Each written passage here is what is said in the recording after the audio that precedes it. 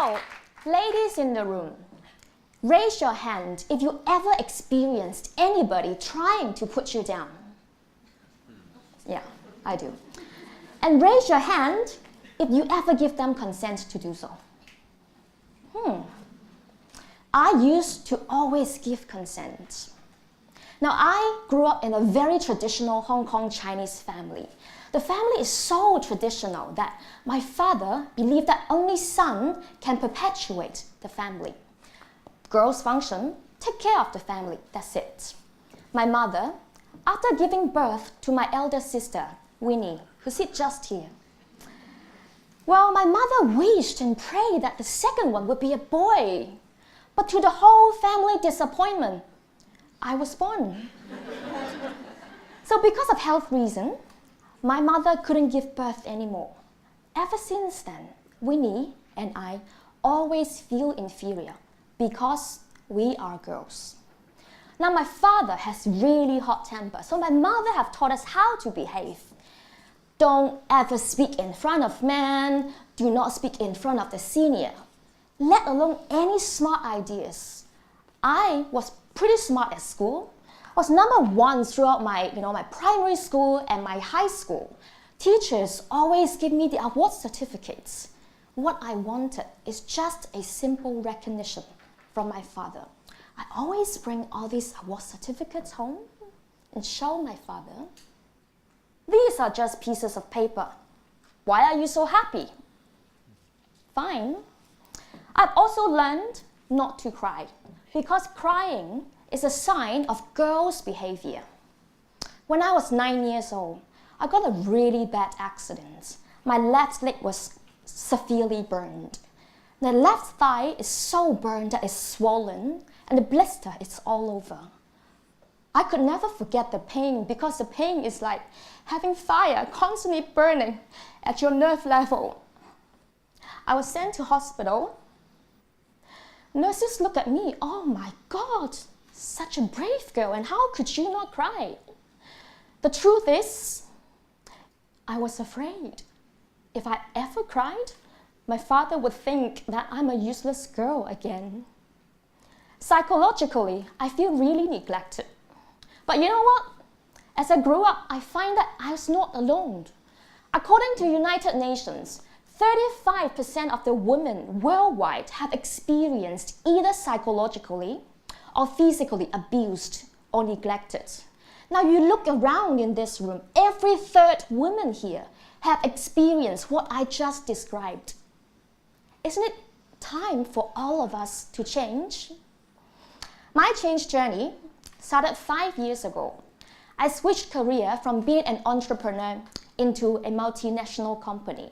Now working in an MNC is a bit tricky. I figure a lot of people, like to accept that leadership, look good.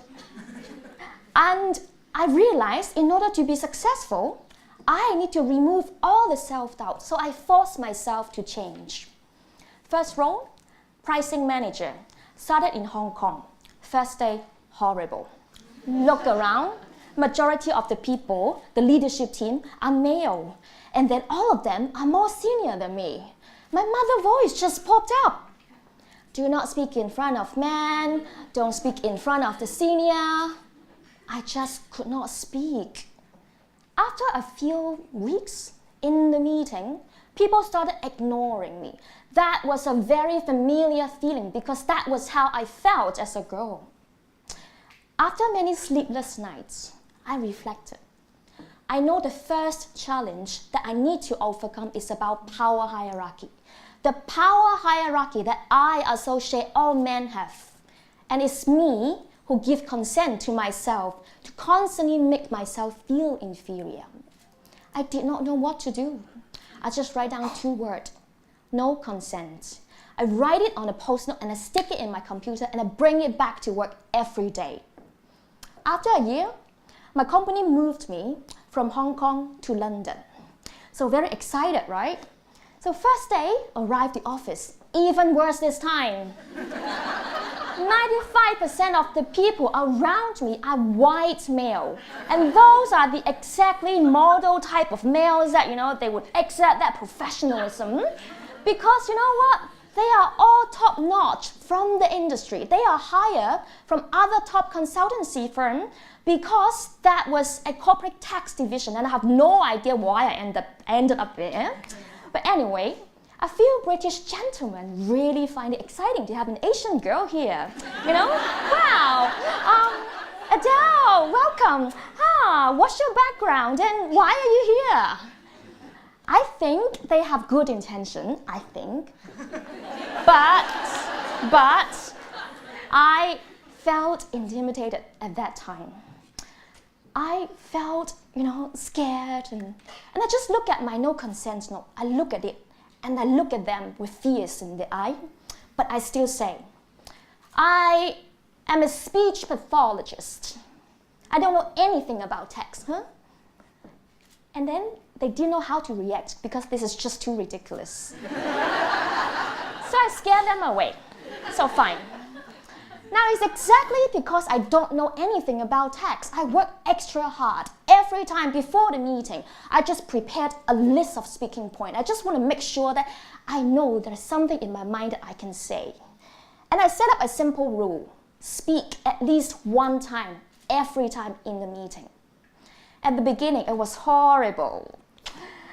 Every time the heart just pumped so fast and I couldn't listen, and I was just rehearsing the most grammatically correct sentences because I was the only non-English speaker in the room.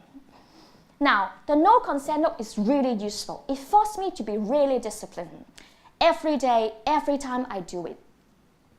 After 9 months, people started getting used to me speaking. And there is a time that I haven't even spoken, their head slowly turned towards me. And I'm like, that was the feeling that I really feel delighted. Because finally, I know someone is willing to listen to me. Now, my second challenge. In corporate, people talk a lot, right? So, one of the important skills is networking. Networking has a lot of, I still find it very difficult to understand the concept. Now imagine, later today we will experience it. Yeah?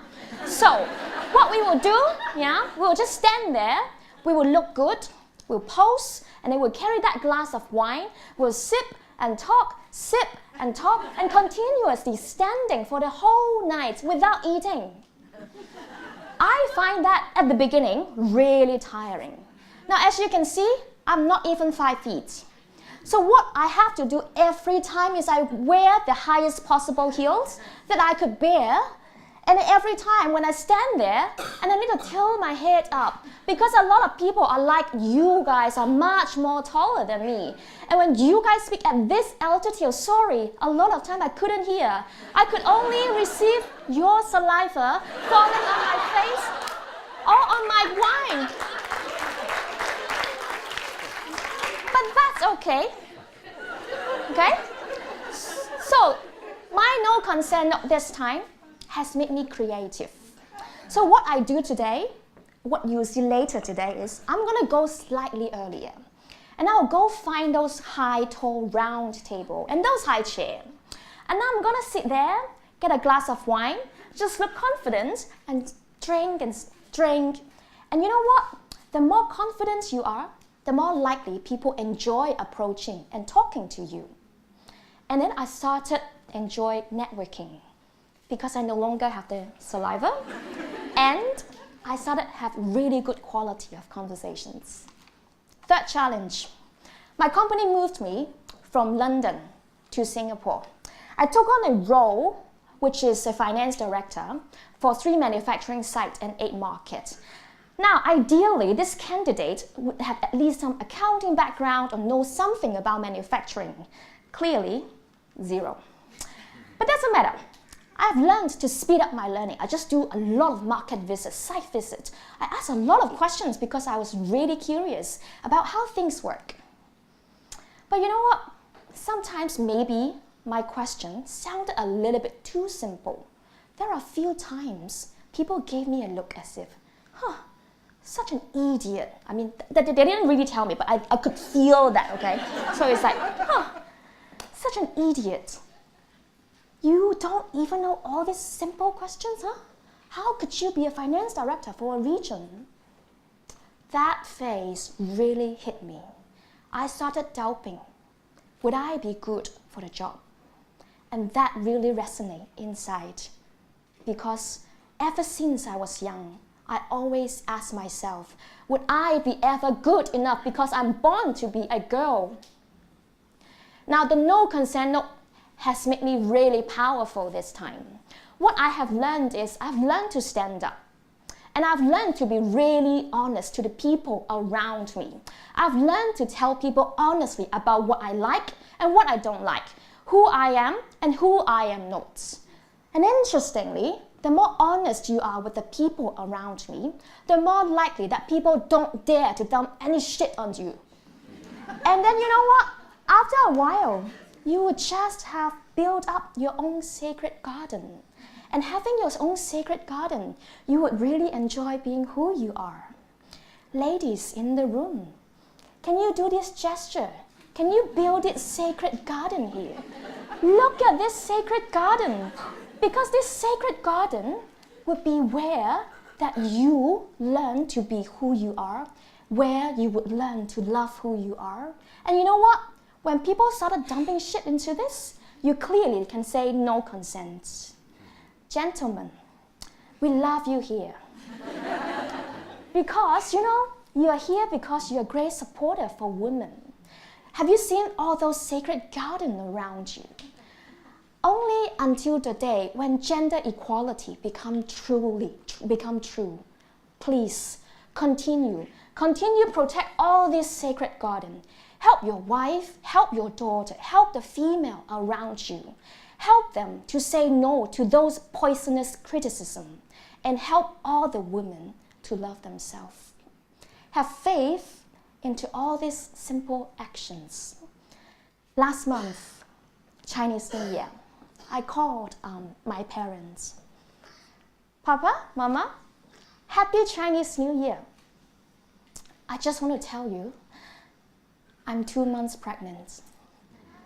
And my mother, oh my God, I wish you got a boy. My father said, it doesn't matter whether it's a boy or it's a girl, as long as the baby is healthy and like you, I will be proud of you.